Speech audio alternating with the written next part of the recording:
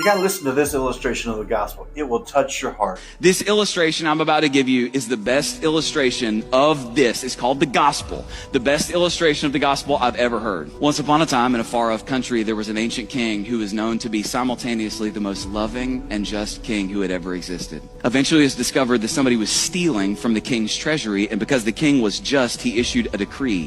He said that when it was discovered who was stealing from his treasury, that a sentence of 10 lashes in front of the entire kingdom would be visited upon that person as the penalty for their disobedience. The theft continued, and eventually he issued a final decree. 40 lashes would be visited upon the person who was stealing from the king's treasury. But watch this, 40 lashes was a death sentence. So he issued a death sentence. As weeks went by, it was eventually discovered that none other than the daughter of the king was the one who was stealing from his treasury. When that was discovered, a question began to ripple through the kingdom. How could the most loving king who's ever existed kill his own daughter? Some people thought that he would pardon her, but then how would he be just? Some people thought that he would punish her, but then how would he be loving? Well, eventually the king examined it, and he said, hey, the law is clear. Sin has taken place. Justice must fall. The sentence must be passed. And the king's own daughter was brought in front of the entire kingdom. And when she got to the front, she was laid over an executioner's table. She was tied to the table.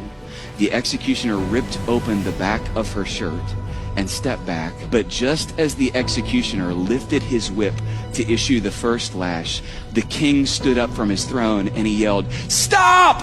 Everyone was in dismay. Silently, the king walked forward, bent over his daughter, wrapped his body around his daughter on the stump, ripped the shirt off of his own back, looked back at the executioner and said, "Now hit her." The executioner objected.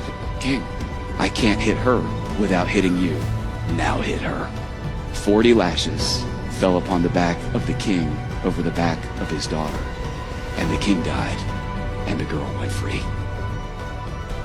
That was done for you.